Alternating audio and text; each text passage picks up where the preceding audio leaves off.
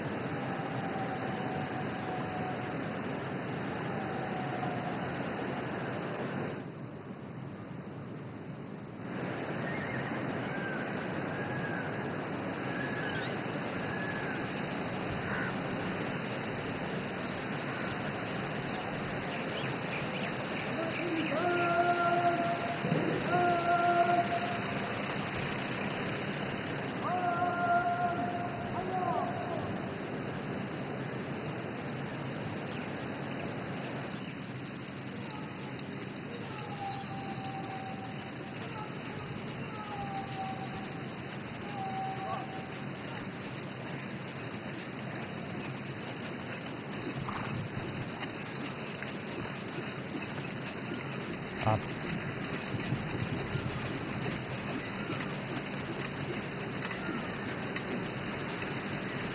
इन तस्वीरों में आप देख सकते हैं राष्ट्रपति द्रौपदी मुर्मू जो कि राष्ट्रपति भवन के प्रांगण से आगे अब बढ़ रही हैं नए संसद भवन की तरफ और उनकी दोनों तरफ राष्ट्रपति के अंगरक्षक, घुड़सवार अंगरक्षक का ये पूरा काफिला। और साथ ही साथ इन तस्वीरों में आप देख सकते हैं जयपुर कॉलम को भी, जो कि इस राष्ट्रपति भवन प्रांगण की एक अटूट और असीम पहचान के तौर पर देखा जाता है, जाना जाता है। फिलहाल धीरे धीरे राष्ट्रपति का ये कारवां आगे की तरफ बढ़ते हुए अब से कुछ देर बाद राष्ट्रपति संसद की संयुक्त बैठक को संबोधित करेंगी। अभिभाषण उनका होगा और उसके लिए राष्ट्रपति भवन से प्रस्थान करते हुए इन तस्वीरों में हम देख सकते हैं उनके काफिले। राष्ट्रपति के दोनों तरफ उनके घुड़सवार अंगरक्षक और अब ये काफिला, ये कारवां आगे विजय चौक की तरफ बढ़ता हुआ।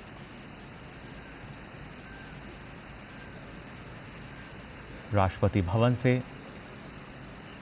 कुछ दूरी पर नए संसद भवन, जहां अब से कुछ देर बाद पहुंचेंगी राष्ट्रपति द्रौपदी मुर्मू।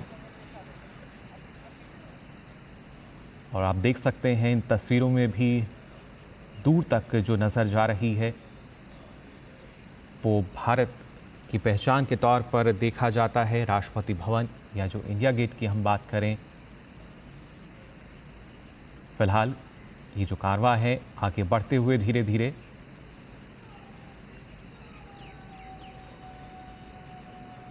इन तस्वीरों में लगातार आपको हम दिखा रहे हैं कैसे राष्ट्रपति का जो कारवां है वो धीरे धीरे नए संसद भवन की तरफ बढ़ रहा है। राष्ट्रपति के घुड़सवार अंगरक्षक और पीछे तस्वीरों में आपको राष्ट्रपति भवन के जो 12 पिलर्स हैं टस्कन, वो भी नज़र आ रहे हैं। साथ ही अगर बात की जाए इस गुंबद की, जो कि अपने आप में वास्तुकार का एक बेहद ही बेहतरीन उदाहरण। और फिलहाल ये कारवां आगे की तरफ धीरे धीरे बढ़ता हुआ। जयपुर स्तंभ फिलहाल हम देख रहे थे इन तस्वीरों में भी। और ख़ासतौर से अगर बात की जाए राष्ट्रपति के जो अंगरक्षक हैं, जो कि भारतीय सेना की सबसे पुरानी रेजिमेंट, और ये अपने आप में बेहद सुंदर तस्वीर हमारे सामने राष्ट्रपति भवन की, जिसमें हम देख सकते हैं जयपुर स्तंभ को, उसके साथ साथ राष्ट्रपति भवन के इस गुंबद को, सेंट्रल डोम की अगर बात की जाए।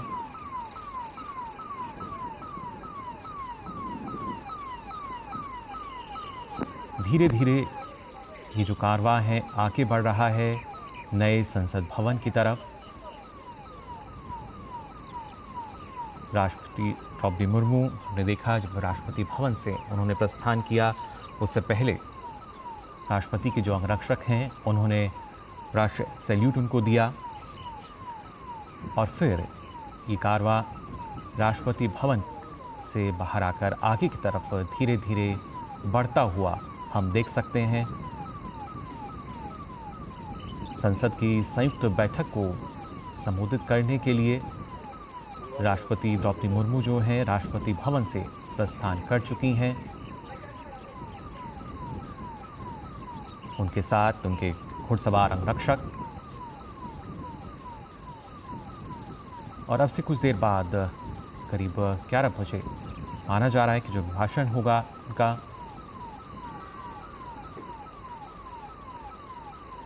आप देख सकते हैं इन तस्वीरों में।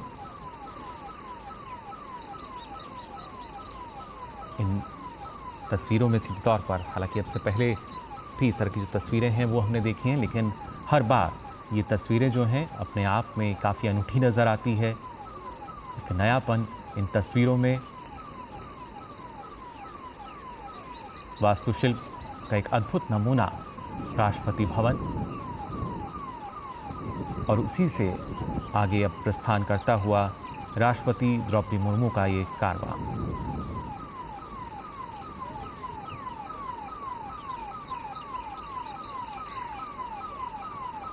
साथ ही साथ मौजूद हैं उनके जो अंगरक्षक हैं।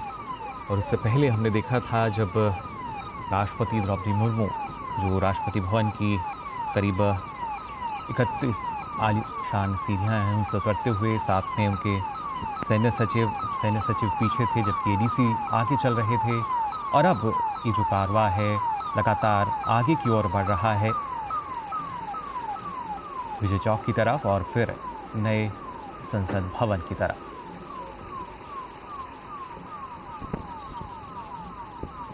आज का दिन काफ़ी महत्वपूर्ण, और इस महत्वपूर्ण दिन की ये महत्वपूर्ण तस्वीरें आप देख सकते हैं।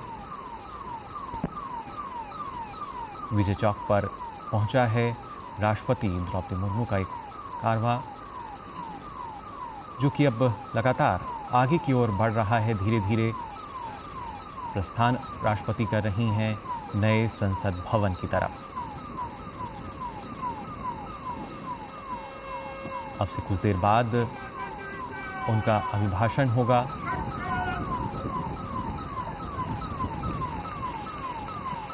जहां पर संसद में संयुक्त बैठक जो है वो आयोजित की जाएगी। नई सरकार के गठन पर जो अभिभाषण होता है,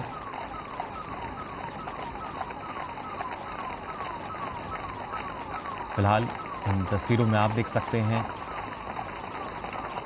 राष्ट्रपति द्रौपदी मुर्मू कि धीरे धीरे लगातार आगे बढ़ रही हैं नए संसद परिसर की तरफ।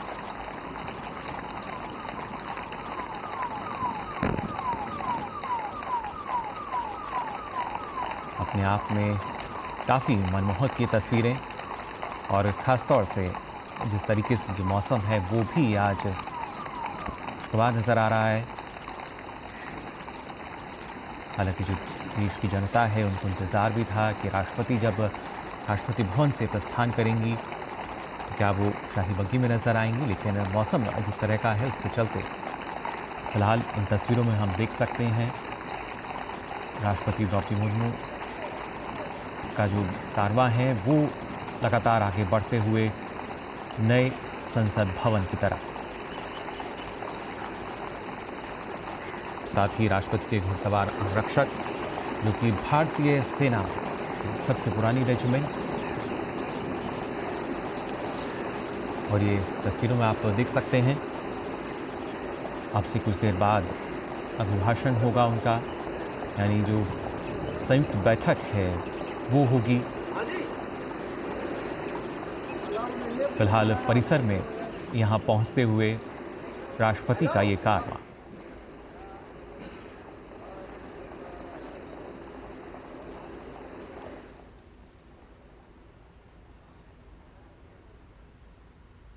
इन तस्वीरों में आप देख सकते हैं राष्ट्रपति भवन से जब प्रस्थान किया था और अब संसद भवन में प्रवेश कर चुकी हैं। फिलहाल जो परिसर है इसमें राष्ट्रपति द्रौपदी मुर्मू।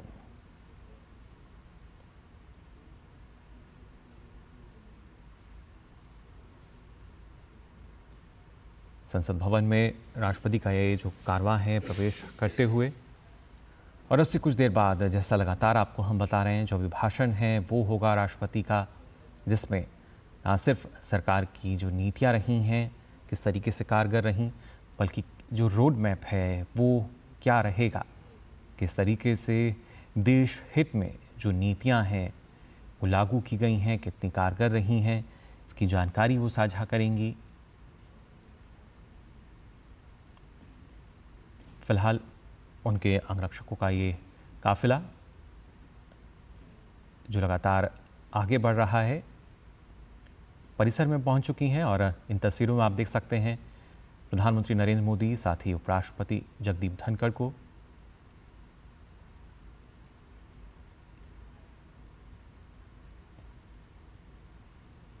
और अब राष्ट्रपति द्रौपदी मुर्मू भी संसद भवन परिसर में पहुंच चुकी हैं।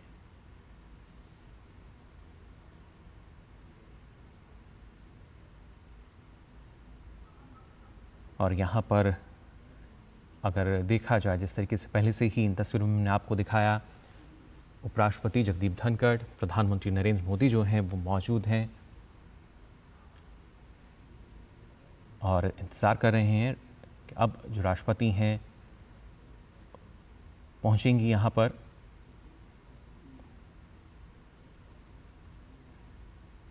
संसद भवन परिसर ये, जहां राष्ट्रपति का जो कारवां है वो पहुंच चुका है।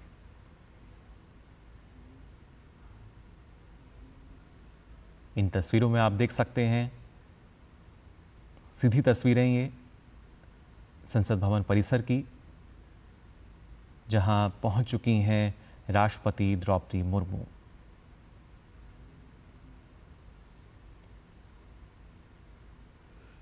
और उसके बाद संयुक्त बैठक को संबोधित करेंगी। दोनों सदनों के जो सदस्य हैं उनकी संयुक्त बैठक, अभिभाषण उनका होगा अब से कुछ देर बाद।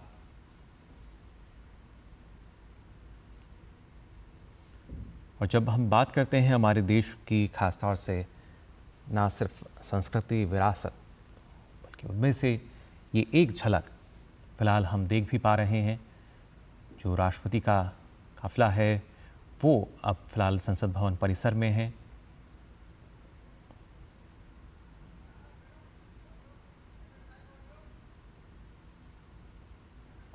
अग्रसर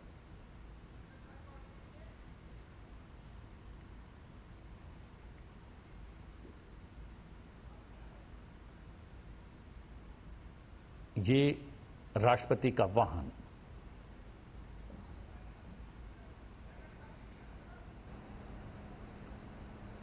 द्वार पर पहुंचता हुआ, जहां पर उपराष्ट्रपति राष्ट्रपति की अगवानी के लिए वहां पर उपस्थित हैं। प्रधानमंत्री नरेंद्र मोदी वहां पर उपस्थित हैं। संसदीय कार्य मंत्री भी वहां पर मौजूद हैं और ये राष्ट्रपति का वाहन पहुंच गया है संसद भवन के द्वार।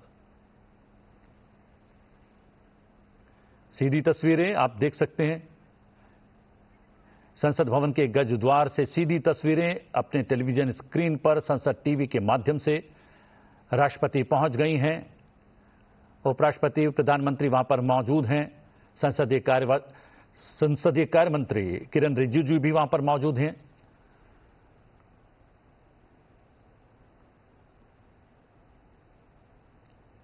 और राष्ट्रपति अपने वाहन से बाहर आए। उपराष्ट्रपति, प्रधानमंत्री, लोकसभा अध्यक्ष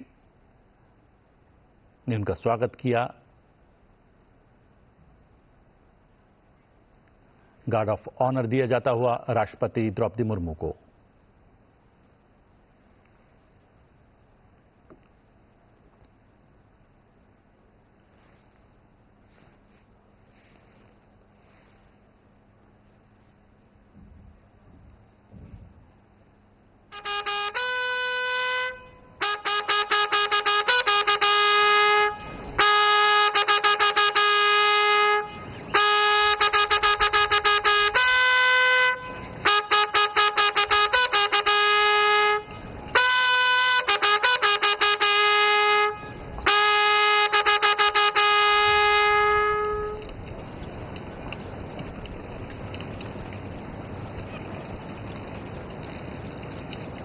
सलामी के पश्चात राष्ट्रपति संसद भवन के भीतर जाती हुई उपराष्ट्रपति जगदीप धनखड़, प्रधानमंत्री नरेंद्र मोदी, लोकसभा अध्यक्ष ओम बिरला, संसदीय कार्य मंत्री किरण रिजिजू साथ में उपस्थित। और ये ऐतिहासिक सेंगोल,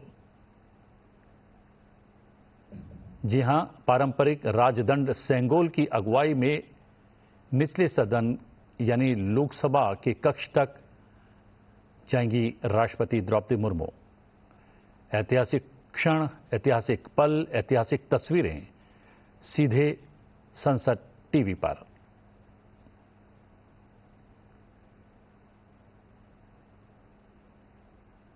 जी हां, पारंपरिक राजदंड सेंगोल की अगुवाई में निचले सदन के कक्ष तक बढ़ती हुई राष्ट्रपति द्रौपदी मुर्मू, साथ में उपराष्ट्रपति जगदीप धनखड़, लोकसभा अध्यक्ष ओम बिरला, प्रधानमंत्री नरेंद्र मोदी, दोनों सदनों के महासचिव धीरे धीरे कदम लोकसभा की ओर बढ़ते हुए। पारंपरिक राजदंड सेंगोल की अगुवाई में निचले सदन के कक्ष तक पहुंचती हुई राष्ट्रपति द्रौपदी मुर्मू। आप देख सकते हैं उपराष्ट्रपति, लोकसभा अध्यक्ष, प्रधानमंत्री, संसदीय कार्य मंत्री किरण रिजिजू। महामहिम राष्ट्रपति जी,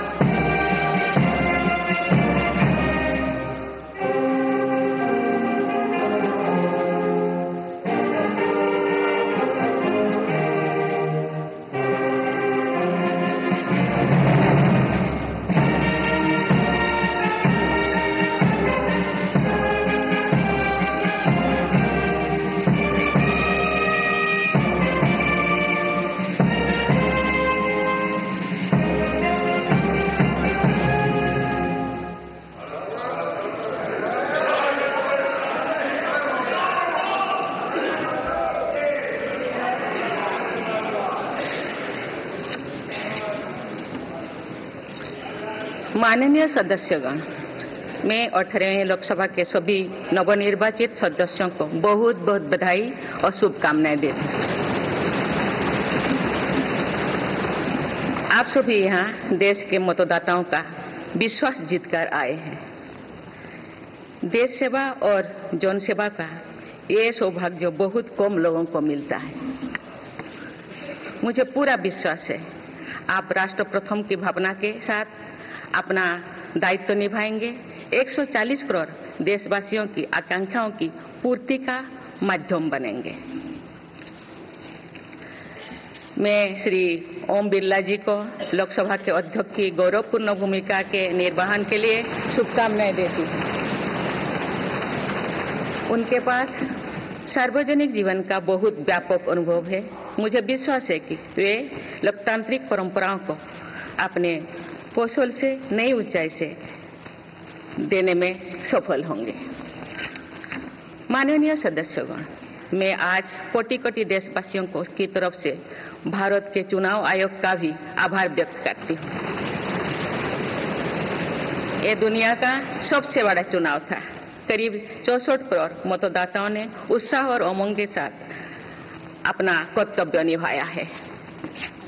इस बार भी महिलाओं ने बढ़ चढ़कर मतदान में हिस्सा लिया है। इस चुनाव की बहुत सुखद तस्वीर जम्मू कश्मीर में भी सामने आए हैं। कश्मीर घाटी में वोटिंग के अनेक दशकों के रिकॉर्ड टूटे हैं।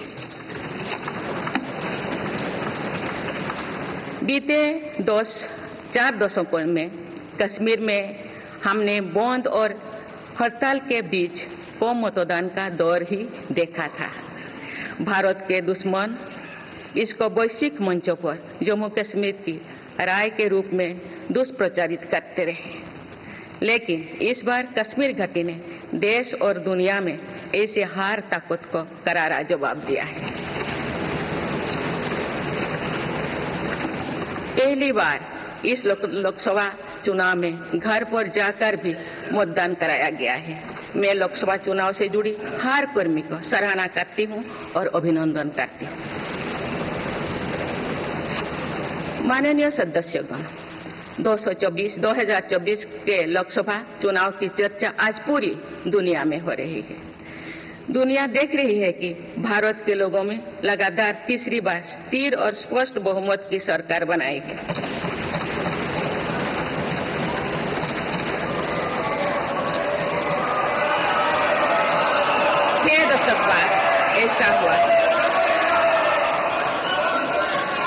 छह दशक बाद ऐसा हुआ है।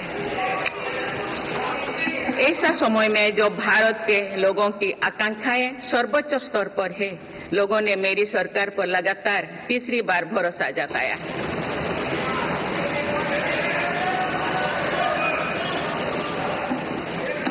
भारत के लोगों को ये पूर्ण विश्वास है कि उनकी आकांक्षाएं सिर्फ मेरी सरकार ही पूरा कर सकती है।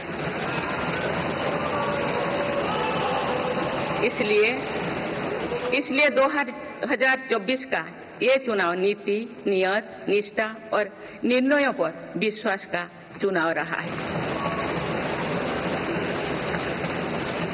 मजबूत और निर्णायक सरकार में विश्वास, सुशासन, स्थिरता और निरंतरता में विश्वास, ईमानदारी और कड़ी मेहनत में विश्वास, सुरक्षा और समृद्धि में विश्वास, सरकार की गारंटी और डिलीवरी पर विश्वास, विकसित भारत के संकल्प में विश्वास। मेरी सरकार ने 10 वर्षों से सेवा और सुशासन का जो मिशन जनाया है, ये उस पर मुहर है। ये जनादेश है कि भारत की विकसित बनाने का काम बिना रुके चलता रहे और भारत अपने लक्ष्यों की प्राप्ति करते रहे।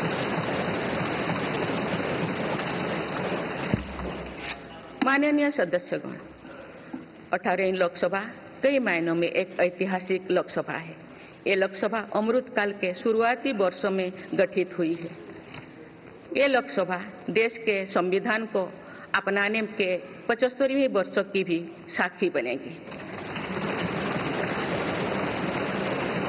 मुझे विश्वास है कि इस लोकसभा में जन कल्याण के फसलों का नवीन अध्याय लिखा जाएगा। आगामी सत्र में मेरी सरकार अपने इस कार्यकाल का पहला बजट पेश करने जा रही है। ये बजट सरकार की दूरगामी नीतियों और फ्यूचरिस्टिक विजन का एक प्रभावी दस्तावेज होगा।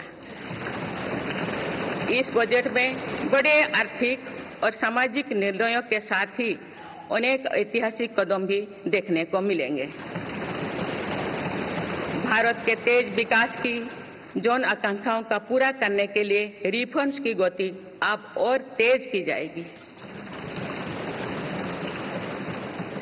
मेरी सरकार का मत है कि दुनिया भर में निवेशकों को आकर्षित करने के लिए राज्यों में स्वस्थ स्पर्धा हो।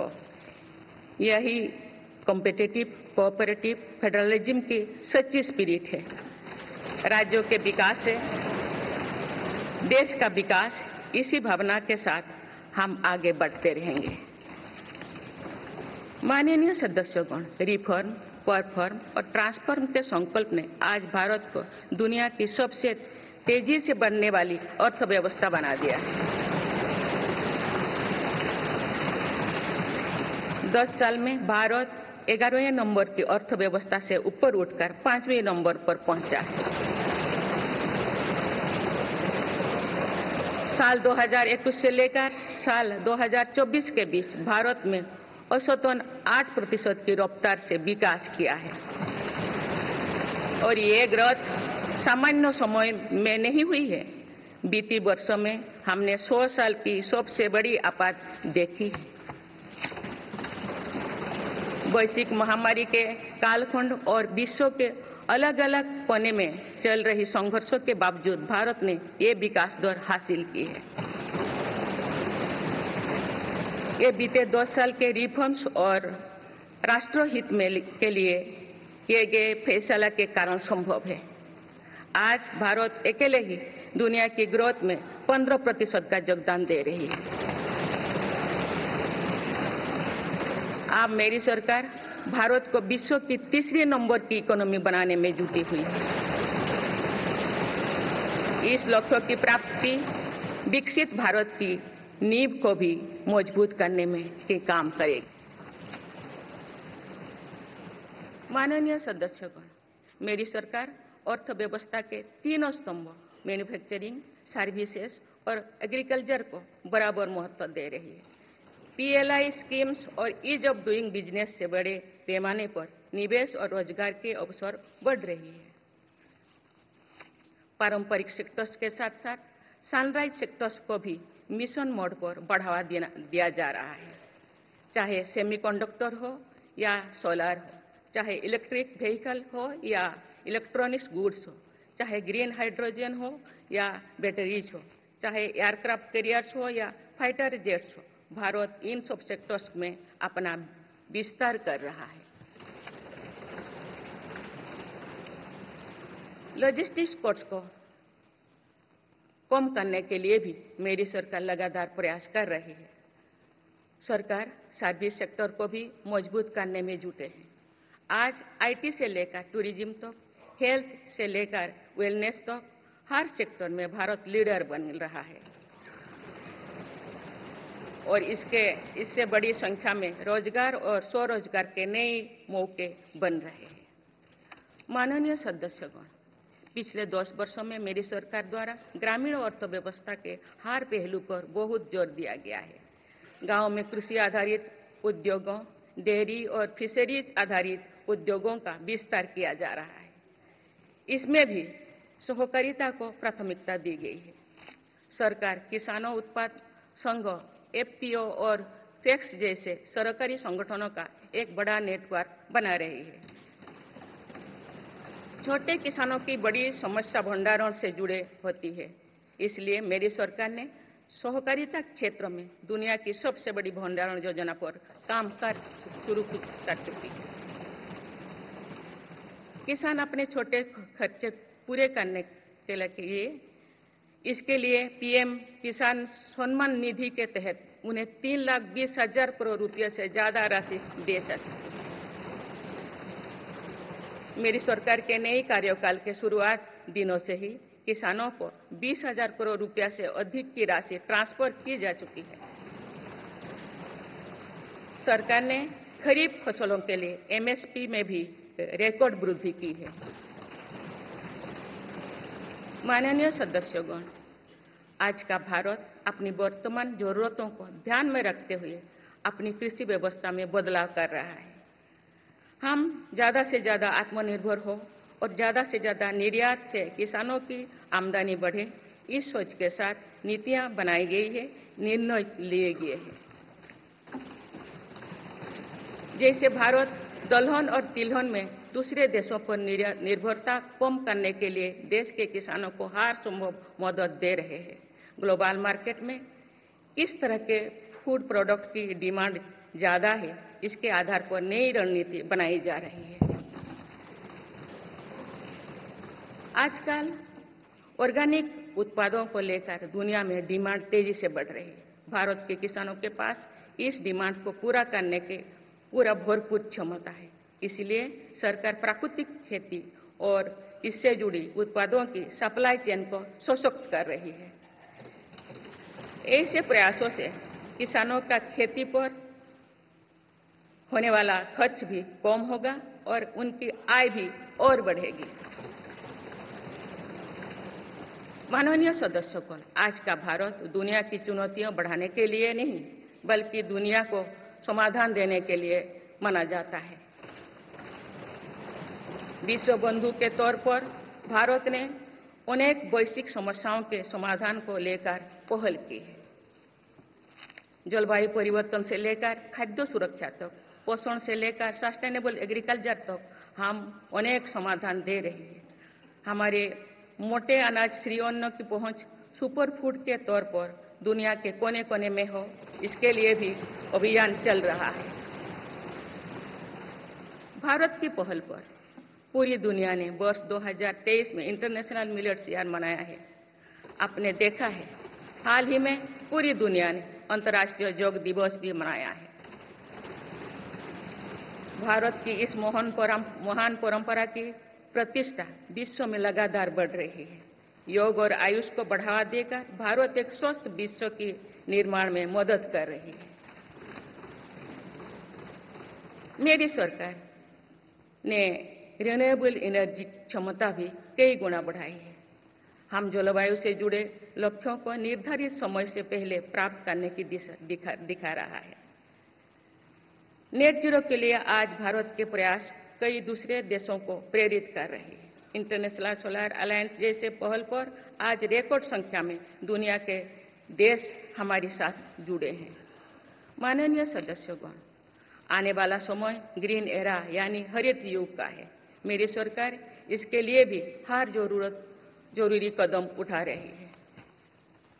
हम हरित उद्योगों पर निवेश बढ़ा रहे हैं, जिससे ग्रीन जॉब्स भी बढ़े हैं। ग्रीन एनर्जी हो या फिर ग्रीन मोबिलिटी, हर मोर्चे पर हम बड़े लक्ष्यों के साथ काम कर रहे हैं। मेरी सरकार अपने शहरों को दुनिया के बेहतरीन लिविंग स्पेस बनाने के लिए भी प्रतिबद्ध है। प्रदूषण से मुक्त, साफ सुथरे और सुविधा युक्त शहरों में रहना भारत के नागरिकों का हक है। विशेष रूप से छोटी शहरें और कस्बे में बीते 10 वर्षों से अभूतपूर्व निवेश किया गया है। भारत में आज दुनिया का तीसरे सबसे बड़ा डोमेस्टिक एविएशन मार्केट है। अप्रैल 2014 में भारत में सिर्फ 209 एयरलाइन रूट्स थे। अप्रैल 2024 में इनकी संख्या बढ़कर 605 हो गया है। हवाई यात्रा में हो रहे इस विस्तार का सीधा लाभ टियर 2, टियर 3 शहरों को हो रहा है। 10 वर्षों में देश के 21 शहरों तक मेट्रो सुविधाएं पहुंची है। वंदे मेट्रो जैसे कई योजनाएं पर काम चल रही है। भारत का पब्लिक ट्रांसपोर्ट दुनिया में बेहतरीन हो, इस लक्ष्य के साथ मेरी सरकार काम कर रही है। माननीय सदस्यगण, मेरा सरकार इन आधुनिक मापदंड पर काम कर रही है, जिससे भारत विकसित देश के सामने बराबरी से खड़े हो सके। इंफ्रास्ट्रक्चर का विकास इस दिशा में बदलते भारत की नई तस्वीर के रूप में उभारा है। मेरी सरकार ने 10 वर्षों में पीएम ग्रामीण सड़क योजना के तहत गांव में 3,80,000 किलोमीटर से ज्यादा सड़कें बनाई हैं। आज भारत में नेशनल हाईवेज और एक्सप्रेसवेज का जाल बिछ रहा है। नेशनल हाईवेज बनाने की गति में भी 2 गुनी से अधिक की वृद्धि हुई है। अहमदाबाद मुंबई के बीच हाई स्पीड रेल इकोसिस्टम का निर्माण कार्य भी तेजी से आगे बढ़ रहे हैं। मेरी सरकार ने उत्तर, दक्षिण और पूर्वी भारत के बुलेट ट्रेन कॉरिडोर्स के लिए फिजिबिलिटी स्टडीज शुरू करने का फैसला किया है। पहली बार देश में अंतर्देशीय जलमार्गों के विकास पर इतने व्यापक रूप से काम शुरू हुआ है। इसका बड़ा लाभ नॉर्थ ईस्ट को होगा। मेरी सरकार ने नॉर्थ ईस्ट के विकास के लिए 10 वर्षों में आवंटन में 4 गुना से अधिक की वृद्धि की है। सरकार इस क्षेत्र को एक्ट ईस्ट पॉलिसी के तहत स्ट्रेटेजिक गेटवेज बनाने के लिए काम कर रही है। नॉर्थ ईस्ट में हर तरह की कनेक्टिविटी का बढ़ाया जा रहा है। शिक्षा, स्वास्थ्य, पर्यटन, रोजगार, हर क्षेत्र में विकास कार्यों को आगे बढ़ाया जा रहा है। असम में 27,000 करोड़ रुपया की लागत से सेमीकंडक्टर प्लांट बनाया जा रहा है, यानी north east made in India chips को भी सेंटर होने वाला है। मेरी सरकार नॉर्थ ईस्ट में स्थायी शांति के लिए निरंतर काम कर रही है। पिछले इस 10 वर्षों में अनेक पुराने विवादों को हल किया गया, अनेक अहम समझौते हुई है। नॉर्थ ईस्ट में अशांत क्षेत्रों में तेज विकास करके चरणबद्ध तरीके से अफवाह हटाने का काम भी जारी है।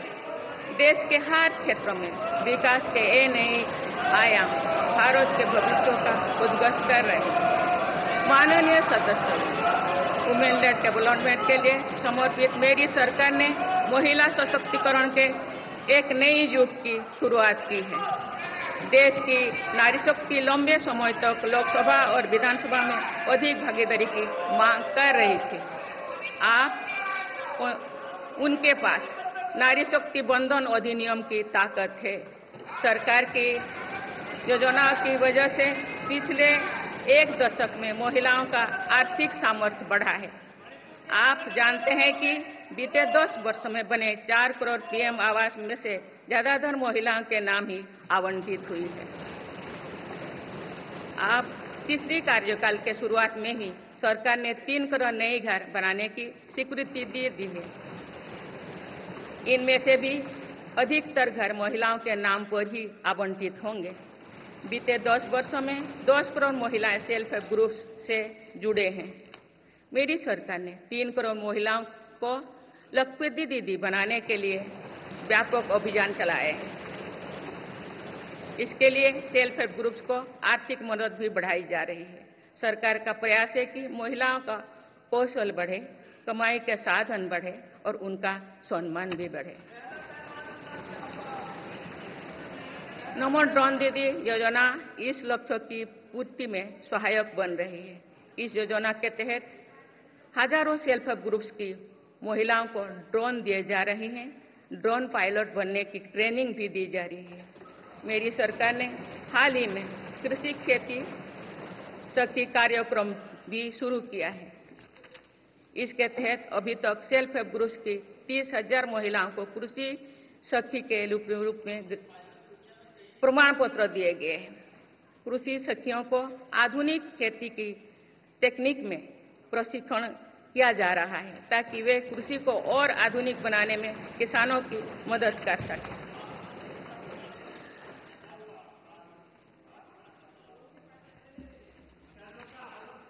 माननीय सदस्यगण,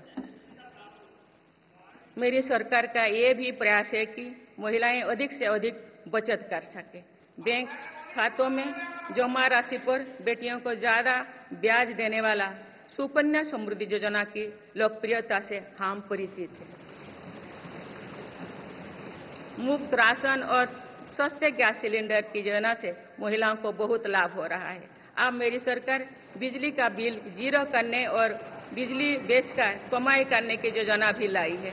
पीएम सूर्यघर मुफ्त बिजली योजना के तहत घर की छत पर सोलर पैनल लगाए जा रहे हैं। इसके लिए मेरी सरकार प्रति परिवार 78,000 रुपया तक की मदद कर रही है। इतने कम समय में 1 करोड़ से ज्यादा परिवार इन योजना में रजिस्टर कर चुके हैं। जिन घरों में सोलर पैनल लग चुके हैं, अब वहां बिजली का बिल 0 हो गया है। माननीय सदस्यगण, विकसित भारत का निर्माण तभी संभव है जब देश के गरीब, युवा, नारी शक्ति और किसान सशक्त होंगे। इसलिए मेरी सरकार की योजनाओं में सर्वोच्च प्राथमिकता इन्हीं 4 स्तंभों को दी जा रही है। हमारी कोशिश इन तक हर सरकारी योजना का लाभ पहुंचाने की है और यही सैचुरेशन को की अप्रोच भी है। जो भारत इस इच्छा शक्ति के साथ काम कर रही है कि सरकारी योजना से एक भी व्यक्ति छूटे नहीं, तो इसका लाभ सभी को होता है। सरकार की योजनाओं एवं सैचुरेशन अप्रोच के कारण ही 10 वर्षों में 25 करोड़ भारतीय गरीबी से बाहर निकले। इसमें अनुसूचित जाति, अनुसूचित जनजाति, पिछले वर्ग, हर समाज, हर क्षेत्र के परिवार है। 10 वर्षों में लास्ट माइल डिलीवरी पर फोकस ने इन वर्गों का जीवन बदल दिया है। विशेषकर आदिवासी समाज में ये बदलाव और भी स्पष्ट नजर आ रहा है। 24,000 करोड़ रुपया से अधिक की पीएम जनमन जैसी योजना आज अति पिछड़े जनजातीय समूह के उत्थान का माध्यम बन रही है। सरकार पीएम सूरज पटल के माध्यम से वंचित वर्ग तक आजीविका के अवसरों को पहुंचाने के लिए सुलभ ऋण भी उपलब्ध करा रही है। मेरी सरकार दिव्यांग भाइयों और बहनों के लिए किफायती और स्वदेशी सहायक उपकरण विकसित कर रही है। देश भर में प्रधानमंत्री दिव्यांशा केंद्रों का भी विस्तार किया जा रहा है। वंचितों की सेवा का ये संकल्प ही सच्चा सामाजिक न्याय है। माननीय सदस्यगण, देश की श्रम शक्ति के सम्मान के लिए श्रमिक बंधुओं का कल्याण और सशक्तिकरण मेरी सरकार की प्राथमिकता है। मेरी सरकार श्रमिकों के लिए सामाजिक सुरक्षा योजनाओं को एकीकृत कर रही है।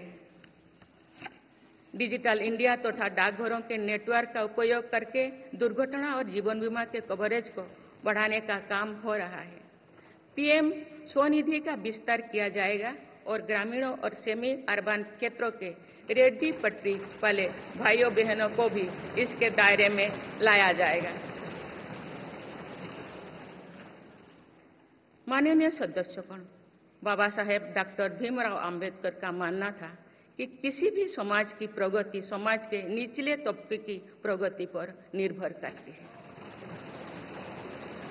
पिछले 10 वर्षों में राष्ट्र की उपलब्धियों और विकास का आधार गरीब का सशक्तिकरण रहा है। मेरी सरकार ने पहली बार गरीब को ये एहसास करवाया कि सरकार उनकी सेवा में है। कोरोना के कठिन समय में सरकार ने 80 करोड़ लोगों को मुफ्त राशन देने के लिए पीएम गरीब कल्याण अन्न योजना शुरू की।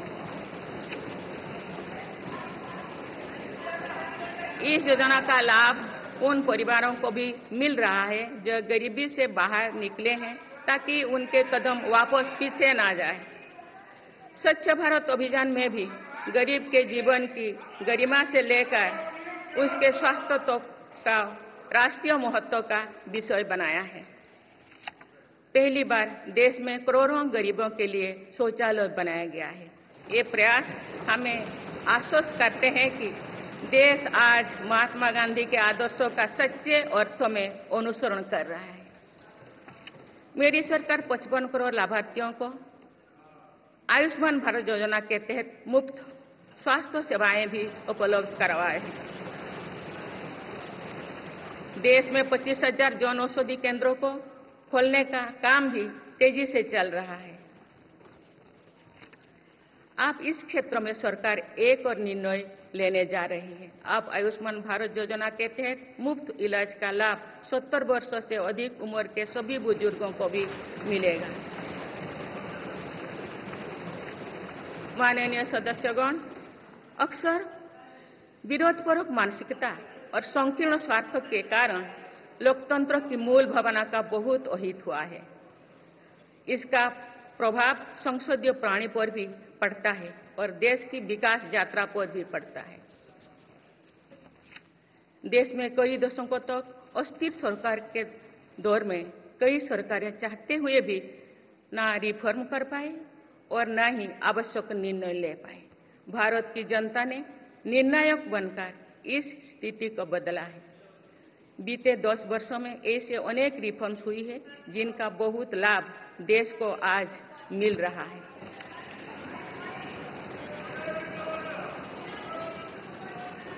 जब ये रिफॉर्म्स किए जा रहे थे तो भी इनका विरोध किया गया था। नकारात्मकता फैसले की कोशिश की गई थी, लेकिन ये सारे रिफॉर्म्स समय की कसौटी पर खरे साबित हुए हैं। 2 साल पहले भारत के बैंकिंग सेक्टर को डूबने से बचाने के लिए सरकार ने बैंकिंग रिफॉर्म्स किए, आईबीसी जैसी कानून बनाए।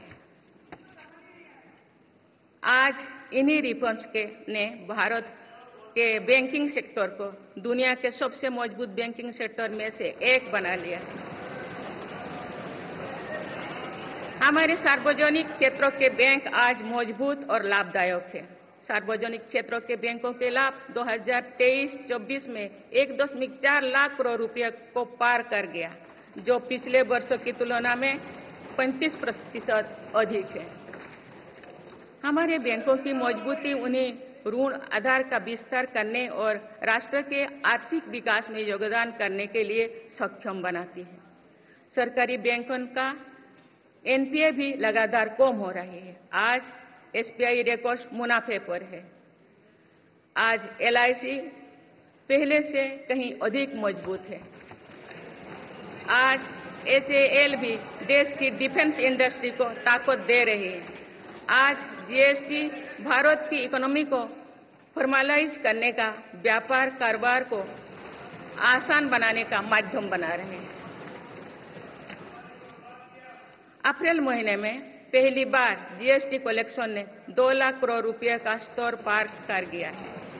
इससे राज्यों की आर्थिक ताकत भी बढ़ी है। डिजिटल इंडिया और डिजिटल पेमेंट्स के प्रति भी आज पूरा विश्व आकर्षित हो रही है। माननीय सदस्यगण, एक सशक्त भारत के लिए हमारे सैन्य बलों में आधुनिकता जरूरी है। युद्ध की स्थिति में हम सर्वश्रेष्ठ रहें, इसके लिए सेनाओं में रिफॉर्म्स की प्रक्रिया निरंतर जारी रहनी चाहिए। इसी सोच के साथ मेरी सरकार ने बीते 10 वर्षों में डिफेंस सेक्टर में अनेक रिफॉर्म्स किए हैं।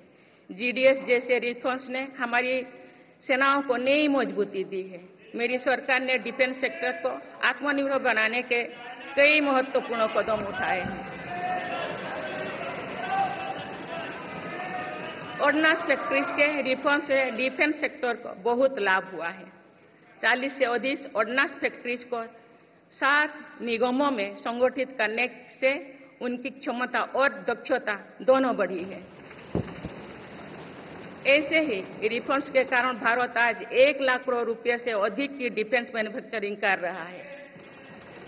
पिछले एक दशक में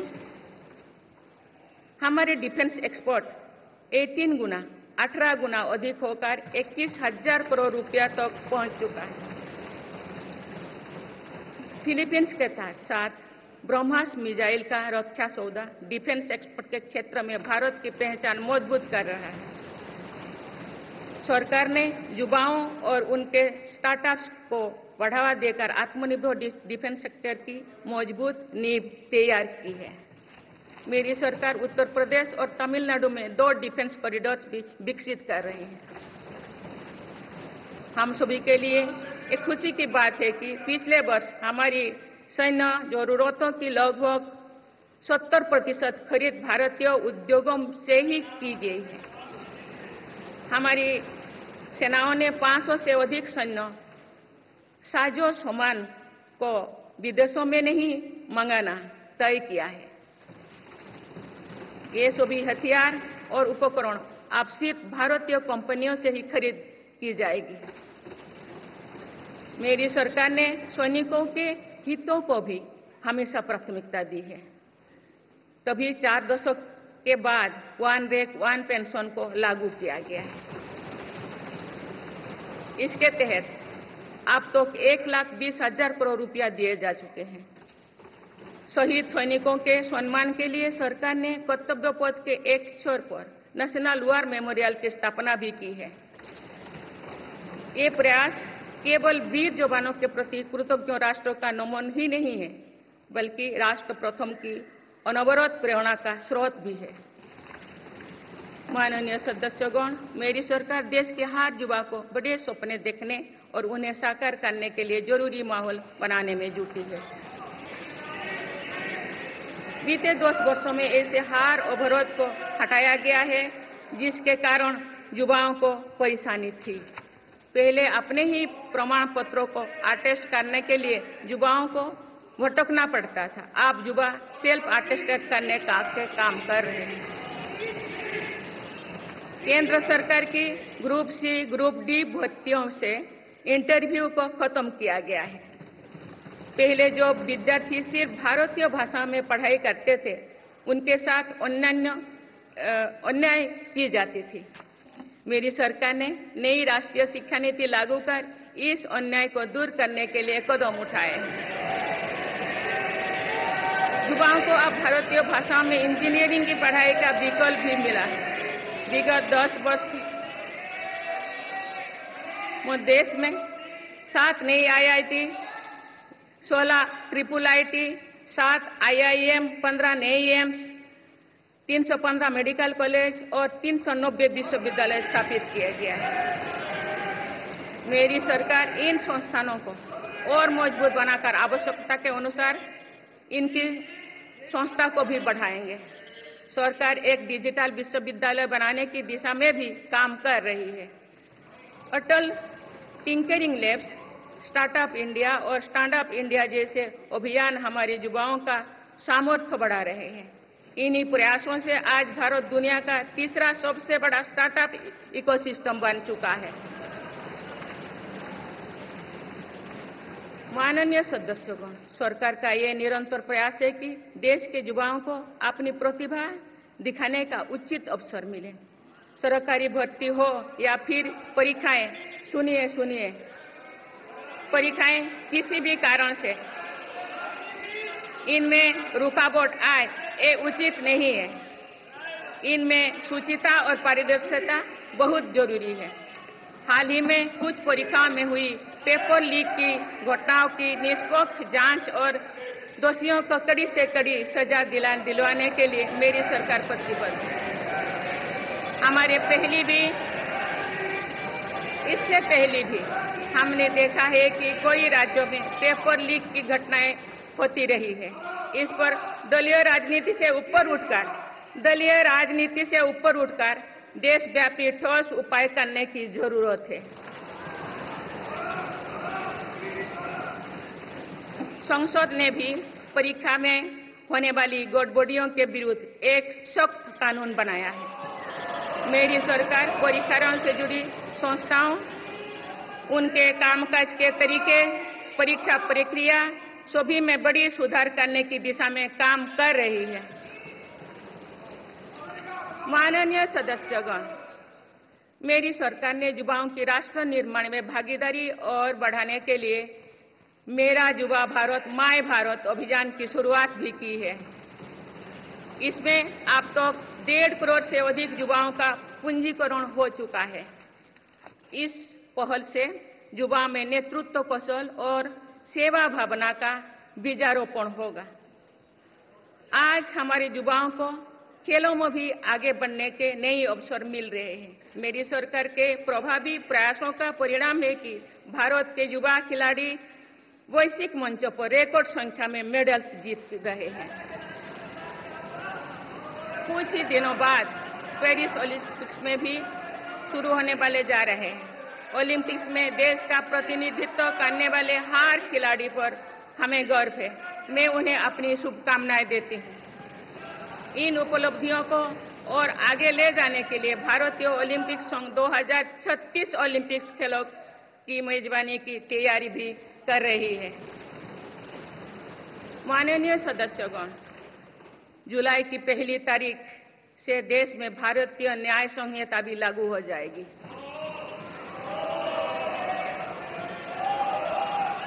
अंग्रेजी राज में गुलामों को दौड़ देने की मानसिकता थी।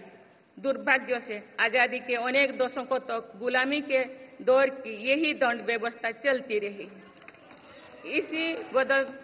इसे बदलने की चर्चा अनेक दशकों से की जा रही थी, लेकिन ये साहस भी मेरी सरकार ने ही करके दिखाए हैं। अब दंड की जगह न्याय को प्राथमिकता होगी, जो हमारे संविधान की भी भावना है। इन नई कानूनों से न्याय प्रक्रिया में तेजी आएगी। आज जो देश अलग अलग क्षेत्रों में गुलामी की मानसिकता से मुक्त पा रहे हैं, तो ये उस दिशा में बहुत बड़ा कदम है और ये हमारे स्वतंत्रता सेनानियों की सच्ची श्रद्धांजलि भी है। मेरा सरकार ने सीएए कानून के तहत शरणार्थियों को नागरिकता देना शुरू कर दिया है। इससे बंटवारे से पीड़ित अनेक परिवारों के लिए सम्मान का जीवन जीना तय हुआ है। जिन परिवारों को सीएए के तहत नागरिकता मिली है, मैं उनके बेहतर भविष्य की कामना करती हूँ।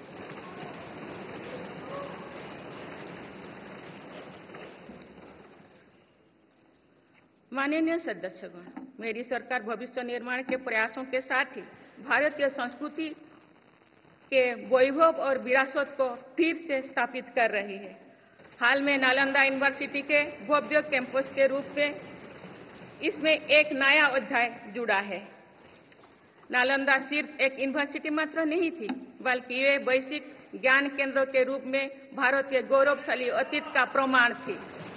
मुझे विश्वास है कि नई नालंदा यूनिवर्सिटी भारत को ग्लोबल नॉलेज हब बनाने में सहायक सिद्ध होगी। मेरी सरकार का ये प्रयास है कि भावी पीढ़ियों को हजारों वर्षों की हमारी विरासत प्रेरणा देती है। इसलिए पूरे देश में तीर्थस्थलों को, आस्था और आध्यात्म के केंद्रों को सजाया संवारा जा रहा है। माननीय सदस्यगण, मेरी सरकार विकास के साथ ही विरासत पर भी उतना ही गर्व करते हुए काम कर रही है। विरासत पर गर्व का ये संकल्प आज अनुसूचित जाति, अनुसूचित जनजाति, वंचित वर्ग और सर्व समाज के गौरव का प्रतीक बन रहा है। मेरी सरकार ने भगवान बिरसा मुंडा के जन्म दिवस को जनजातीय गौरव दिवस के रूप में मनाने की शुरुआत की है। अब अगले वर्ष भगवान बिरसा मुंडा की 150वीं जयंती के पूरे देश में धूमधाम से मनाया जाएगा। देश रानी दुर्गावती की 500वीं जयंती को भी व्यापक स्तर पर मना रहा है। पिछले महीने ही देश ने रानी अहिल्याबाई होलकर की 300वीं जयंती का साल भर चलने वाला महोत्सव भी शुरू किया गया है। इससे पहले सरकार गुरु नानक देव जी का 550वां और गुरु गोविंद सिंह जी का 350वां प्रकाश पर्व भी धूमधाम से मना चुके हैं। एक भारत श्रेष्ठ भारत के भाव से काशी तमिल संगमम, सौराष्ट्र तमिल संगमम जैसी उत्सवों की परिपाटी भी मेरी ही सरकार ने शुरू की है। इन आयोजनों से हमारी नई पीढ़ियों को राष्ट्र निर्माण की प्रेरणा मिलती है और राष्ट्र पर गौरव का भाव और मजबूत होता है। माननीय सदस्यगण, हमारी सफलताएं हमारी साझी धरोहर है, इसीलिए उन्हें अपनाने में संकोच नहीं, स्वाभिमान होना चाहिए। आज अनेक सेक्टर्स में भारत बहुत अच्छा प्रदर्शन कर रहा है। ये उपलब्धियां हमें हमारी प्रगति और सफलताओं पर गर्व करने की अपार अवसर देती है। जो भारत डिजिटल पेमेंट्स के मामले में दुनिया में अच्छा प्रदर्शन करता है, तो हमें गर्व होना चाहिए। जो भारत के वैज्ञानिक चंद्रयान को चंद्रमा के दक्षिणी ध्रुव पर सफलता से उतारते हैं, तो हमें गर्व होना चाहिए। जो भारत दुनिया की सबसे तेज बढ़ती इकोनॉमी बनता है, तो हमें गर्व होना चाहिए।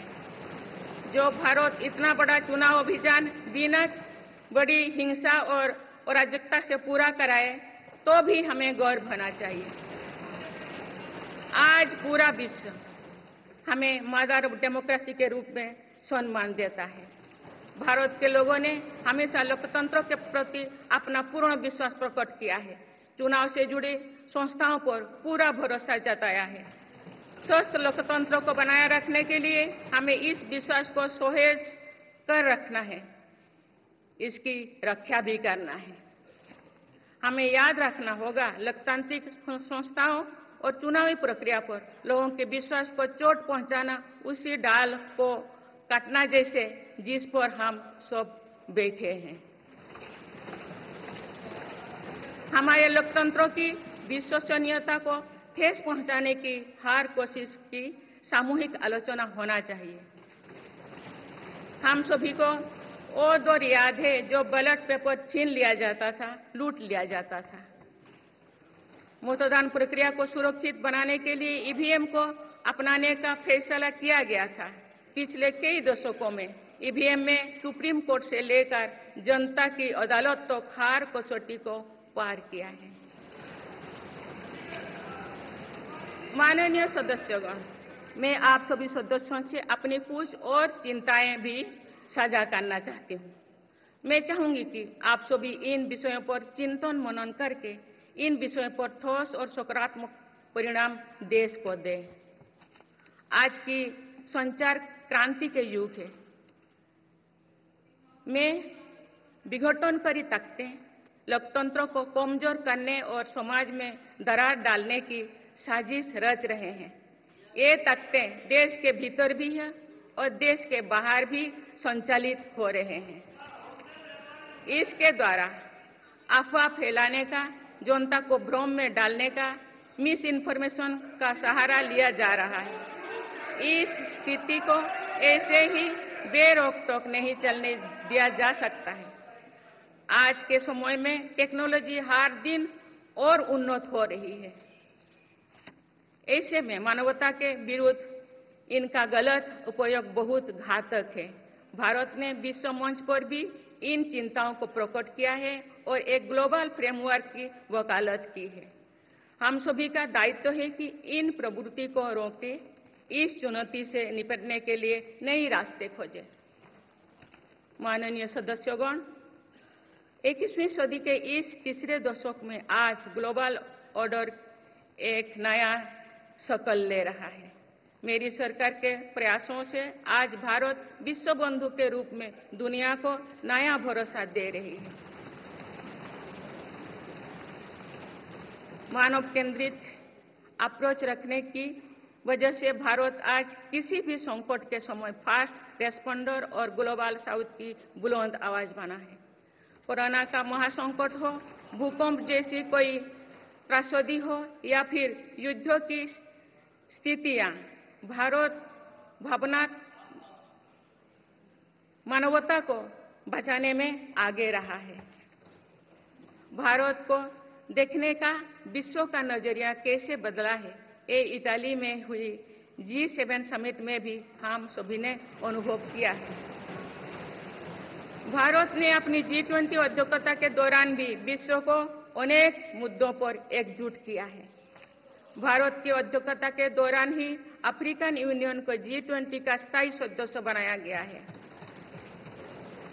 इससे अफ्रीका महाद्वीप के साथ साथ पूरे ग्लोबल साउथ का भरोसा मजबूत हुआ है। नेबरहुड फास्ट पॉलिसी में चलते हुए भारत ने पड़ोसी देशों के साथ अपने रिश्तों को मजबूत किया है। 7 पड़ोसी देशों के नेताओं का 9 जून को केंद्रीय मंत्रिपरिषद के शपथ ग्रहण समारोह में भाग लेना मेरी सरकार की इस प्राथमिकता दर्शाते हैं। भारत सबका साथ सबका विकास की भावना के साथ इंडो पैसिफिक क्षेत्र के देश के साथ भी सहयोग बढ़ा रही है। पूर्वी एशिया हो या फिर मिडिल ईस्ट और यूरोप, मेरी सरकार कनेक्टिविटी पर बहुल बल दे रही है। भारत के विजन ने ही India Middle East Europe economic corridor को आकार देना शुरू किया है। ये कॉरिडोर 21वीं सदी के सबसे बड़ी गेम चेंजर में एक सिद्ध होगा। माननीय सदस्यगण, आने वाला कुछ महीने में भारत एक गणतंत्र के रूप में 75वें वर्ष पूरी करने जा रहे हैं। भारत का संविधान बीते दशकों में हर चुनौती, हर कसौटी पर खरा उतरा है। जब संविधान बन रहा था तो भी दुनिया में ऐसे ताकतें थे जो भारत के असफल होने की कामना कर रही थी। देश में संविधान लागू होने के बाद भी संविधान पर अनेक बार हमले हुए हैं। आज 27 जून है। 25 जून 1975 को लागू हुआ आपातकाल संविधान पर सीधे हमले का सबसे बड़ा और काला अध्याय था।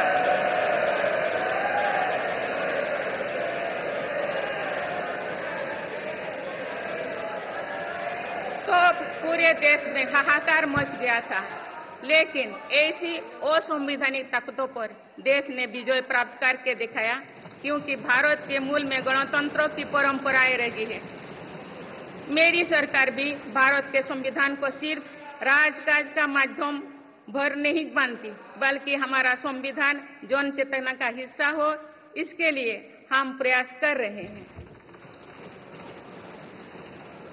इसी ध्येय के साथ मेरी सरकार ने 26 नवंबर को संविधान दिवस के रूप में मानना शुरू किया है। आप भारत के उस भूभाग हमारे जम्मू कश्मीर में भी संविधान पूरी तरह लागू हो गया है, जहां आर्टिकल 370 की वजह से स्थितियां कुछ और थी। माननीय सदस्यगण, राष्ट्र की उपलब्धियों के निर्धारण इस बात से होता है कि हम अपने दायित्वों का निर्वहन कितनी निष्ठा से कर रहे हैं। 18 लोकसभा में कई नए सदस्य पहली बार संसदीय प्रणाली का हिस्सा बने हैं। पुराने सदस्य भी नए उत्साह के साथ आए हैं। आप सभी जानते हैं कि आज का समय हर प्रकार से भारत के लिए बहुत अनुकूल है। आने वाले वर्षों में भारत की सरकार और संसद का क्या निर्णय लेती है, क्या नीतियां बनाती है, इस पर पूरा विश्व की नजर है। इस अनुकूल समय का अधिक से अधिक लाभ देश को मिले, ये दायित्व सरकार के साथ साथ संसद के हर सदस्यों का भी होना चाहिए। पिछले 10 वर्षों में जो रिफॉर्म्स हुई है, जो नया आत्मविश्वास देश में आया है, इससे हम विकसित भारत बनाने के लिए नई गति प्राप्त कर चुके हैं। हम सभी को ये हमेशा ध्यान रखना है कि विकसित भारत का निर्माण देश के हर नागरिक की आकांक्षा है, संकल्प भी है। इस संकल्प की सिद्धि में अवरोध पैदा ना हो, ये हम सभी का दायित्व है भी, कर्तव्य भी है। नीतियों का विरोध और संसदीय कामकाज का विरोध दो भिन्न बातें हैं। जब संसद सुचारू रूप से चलती है, जब यहाँ स्वस्थ चर्चा परिचर्चा होती है, जब दूरगामी निर्णय होते हैं, तब लोगों का विश्वास सिर्फ सरकार ही नहीं, पूरी व्यवस्था पर बनता है। इसीलिए मुझे भरोसा है कि संसद के पल पल का सदुपयोग होगा, जनहित को प्राथमिकता मिलेगा। माननीय सदस्यगण, हमारे वेदों में हमारे ऋषियों ने हमें कुछ नीति बाणी दिए हैं, जैसे कि समान मंत्र हो, समिति ही समानी की प्रेरणा दी है। अर्थात हम एक समान विचार और लक्ष्य लेकर एक साथ काम करें। यही इस संसद की मूल भावना है।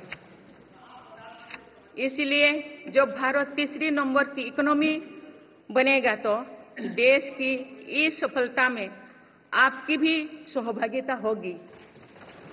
हम जब 2027 में आजादी की शताब्दी का उत्सव विकसित भारत के रूप में मनाएंगे, तो इस पीढ़ी को भी श्रेय मिलेगा। आज हमारे युवाओं में जो सामर्थ्य है, आज हमारे संकल्प में जो निष्ठा है, हमारी जो असंभव सी लगने वाली उपलब्धियां हैं, ये इस बात का प्रमाण है कि आने वाला दौर भारत का दौर है। ये सदी भारत की सदी है और इसका प्रभाव आने वाली 1000 वर्षों तक रहेगा। आइए हम सब मिलकर पूर्ण कर्तव्य निष्ठा के साथ राष्ट्रीय संकल्पों की सिद्धि में जुट जाएं, विकसित भारत बनाएं। आप सभी को मेरा बहुत बहुत बहुत शुभकामनाएं। धन्यवाद। जय हिंद, जय Bharat.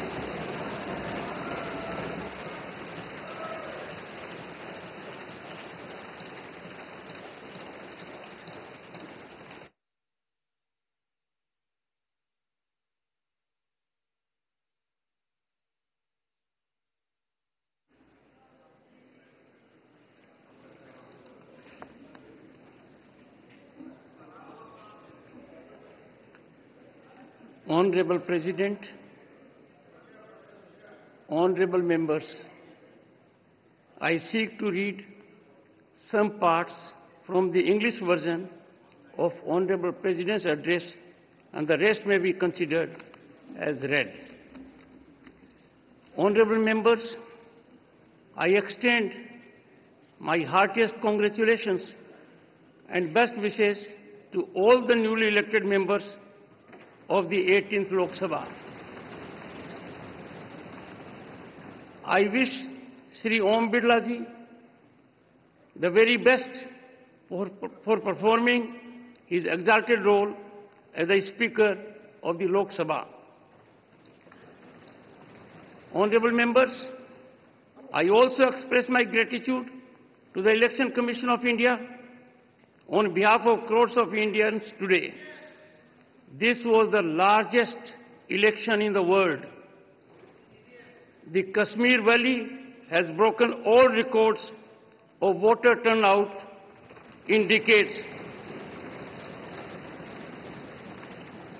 Honorable members, the world is witnessing that the people of India have elected a stable government with clear majority consecutively for third term. Honorable members, this Lok Sabha will also witness to the 75th year of adoption of the Constitution of India. Honorable members, the resolve to perform, reform and transform has made India the fastest growing economy in the world today. In 10 years, India has risen to become the 5th largest economy from being an 11th ranked economy. Honorable members, in the last 10 years, my government has given great emphasis on every aspect of rural economy. To enable farmers to meet their small expenses, more than rupees 3,20,000 crore have been disbursed to them under PM Kisan Samman Nidhi. Honorable members, the future belongs to Harit Yug or Green Era. My government has increased the allocation for the development of Northeastern region by more than 4 times in the last 10 years.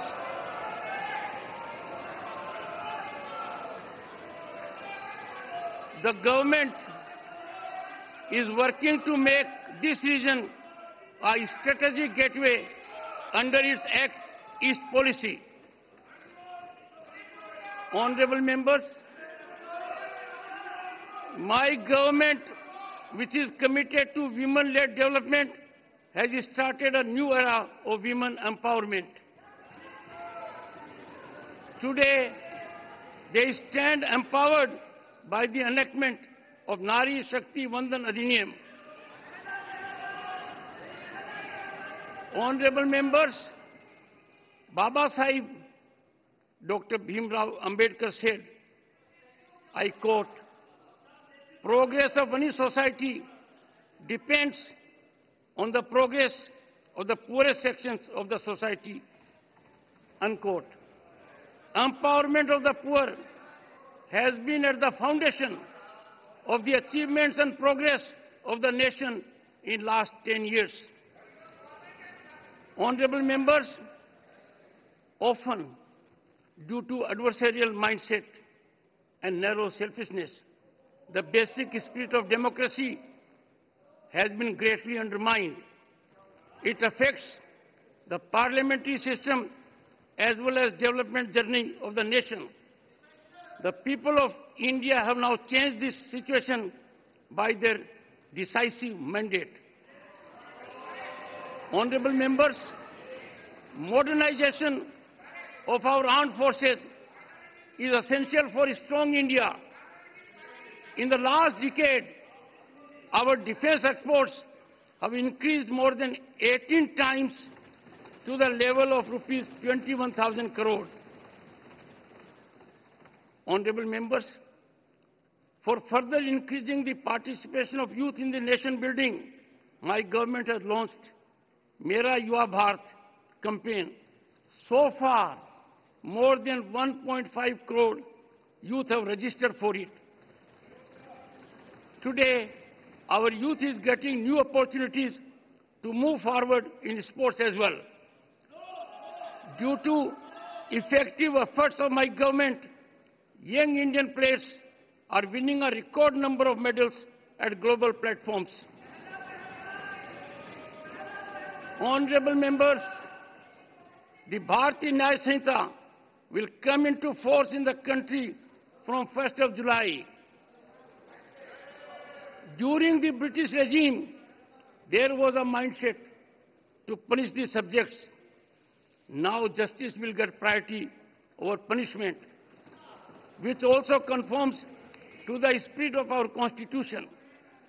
These new laws will speed up the judicial process. My government has started granting citizenship to refugees under the CAA. Honorable members, the global order is taking a new shape in the third decade of 21st century. The way the world now views India was evident during the G7 summit held in Italy. India has brought the world together on various issues during her G20 presidency. Honorable members, in the ensuing few months, India is going to complete 75 years as a republic. The Constitution of India has stood up to every challenge and every test in the past decades. Even when the Constitution was in the making, there were forces in the world who wished India to fail. Even after the Constitution came into force, it was attacked many times. Today is 27th June. Imposition of emergency on 25th June 1975 was the biggest and darkest chapter of direct attack on the Constitution. The entire country felt outraged, but the country emerged victorious over such unconstitutional forces, as the traditions of the Republic lie at the core of India. My government also does not consider the Constitution of India as just a medium of governance. Rather, we are making efforts to ensure that our Constitution becomes a part of public consciousness. Now, the Constitution has also come into force fully in that part of India, our Jammu and Kashmir, where conditions were different due to Article 370. Honorable members, we all need to always remember that making India a developed nation is the aspiration and resolve of every citizen of the country. It is the responsibility of all of us to ensure that no obstacles come in the way of achieving this resolution. Opposition of policies and obstruction of parliamentary functioning are two different things. When Parliament conducts business smoothly, when healthy deliberations take place here, when far-reaching decisions are taken, then the people repose confidence not only in the government, but also in the entire system. Therefore, I am confident that every moment of Parliament will be fully utilized. Public interest will be given priority. Honorable members, this century is India's century, and its impact will last for 1,000 years to come. Let us all together, with full devotion to our duties, get actively involved in fulfilling national resolutions and make India a developed nation. Best wishes to all of you. Thank you. Jai Hind, Jai Bharat.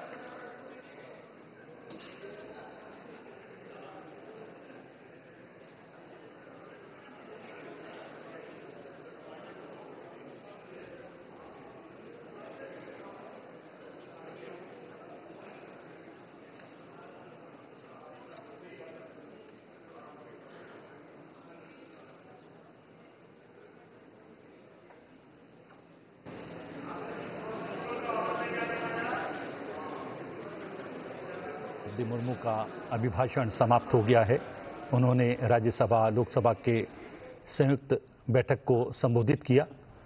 18वीं Lok Sabha का ये उनका पहला अभिभाषण था। पारंपरिक सेंगोल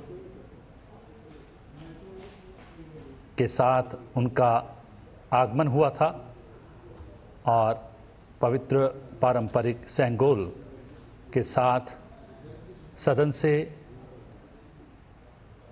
रवाना होती हुई राष्ट्रपति द्रौपदी मुर्मू,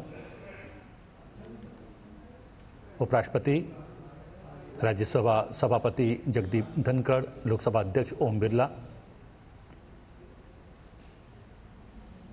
साथ में प्रधानमंत्री नरेंद्र मोदी, संसदीय कार्य मंत्री भी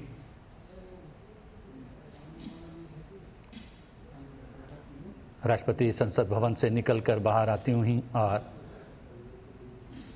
राष्ट्रपति भवन की ओर प्रस्थान करेंगी।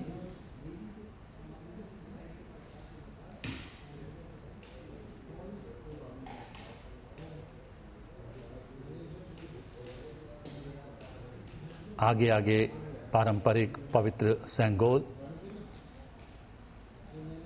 राष्ट्रपति के अंगरक्षक राष्ट्रपति द्रौपदी मुर्मू, उपराष्ट्रपति और राज्यसभा सभापति जगदीप धनखड़, लोकसभा अध्यक्ष ओम बिरला, प्रधानमंत्री नरेंद्र मोदी और संसदीय कार्य मंत्री और दोनों सदनों के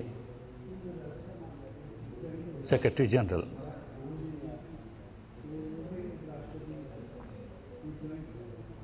एक परंपरा का निर्वाह करते हुए राष्ट्रपति द्रौपदी मुर्मू का अभिभाषण समाप्त हुआ और उनके अभिभाषण के प्रमुख बिंदुओं का अंग्रेजी में उपराष्ट्रपति जगदीप धनखड़ ने अनुवाद सदन के भीतर प्रस्तुत किया।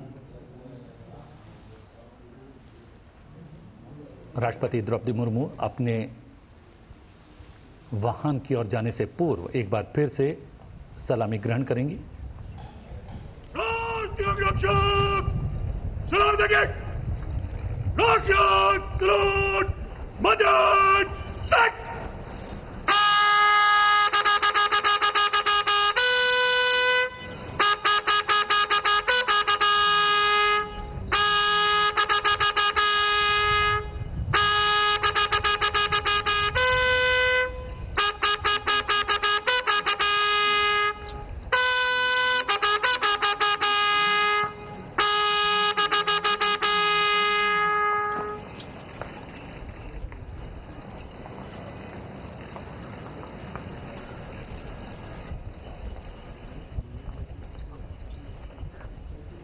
जहां राष्ट्रपति संसद भवन से निकली, सलामी ग्रहण की और अपने वाहन में जाती हुई और एक बार फिर से राष्ट्रपति का कारवां संसद भवन से निकलकर पहुंचेगा राष्ट्रपति भवन।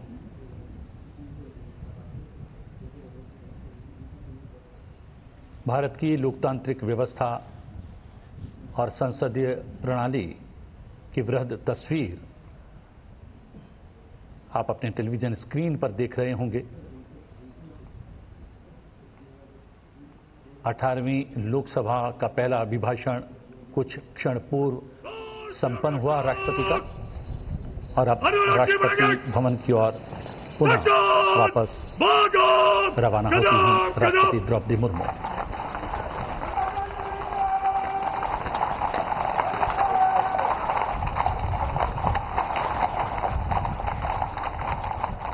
घोड़ों की ताप आपको सुनाई दे रही होगी।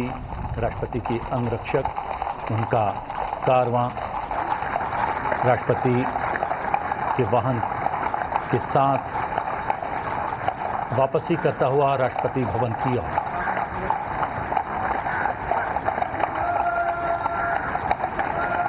आज राष्ट्रपति द्रौपदी मुर्मू ने अभिभाषण दिया, राज्यसभा और लोकसभा के संयुक्त सत्र को संबोधित किया, जिसमें उन्होंने नवनिर्वाचित सरकार की प्राथमिकताओं को सामने रखा। गत 10 वर्षों में क्या कुछ किया है एनडीए सरकार ने, उसको एक बार दोहराया और सरकार के संकल्प को भी बताया कि राष्ट्र निर्माण के लिए क्या कुछ सरकार अपने 5 वर्ष के इस नए कार्यकाल में करने वाली है। राष्ट्रपति के पश्चात उपराष्ट्रपति भी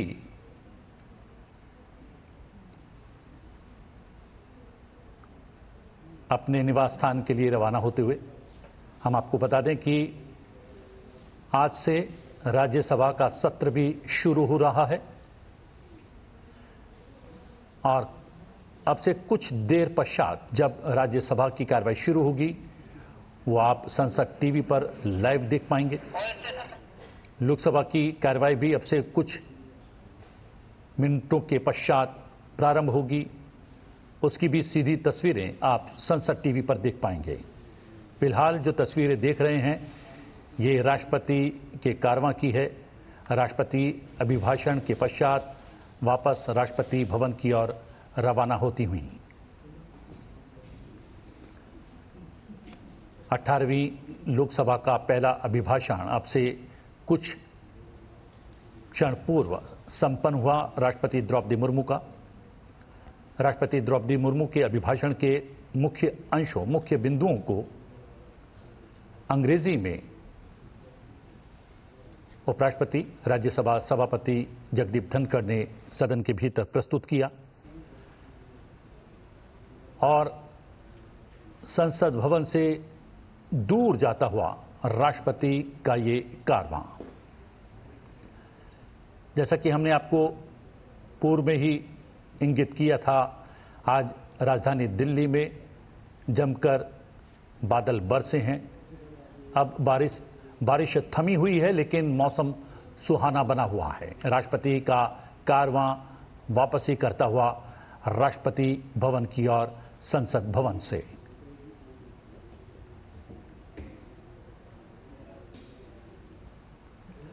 राष्ट्रपति ने अपने अभिभाषण में नवनिर्वाचित सरकार की प्राथमिकताओं को सामने रखा, सरकार का संकल्प दोहराया,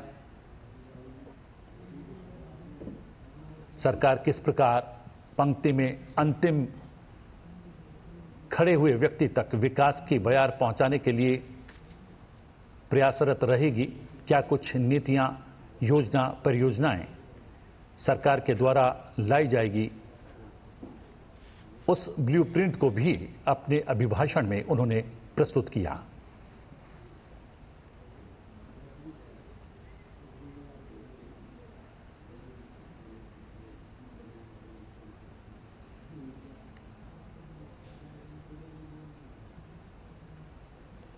राष्ट्रपति का कारवां संसद भवन प्रांगण से निकलता हुआ, दूर जाता हुआ संसद भवन से और नजदीक पहुंचता हुआ राष्ट्रपति भवन के।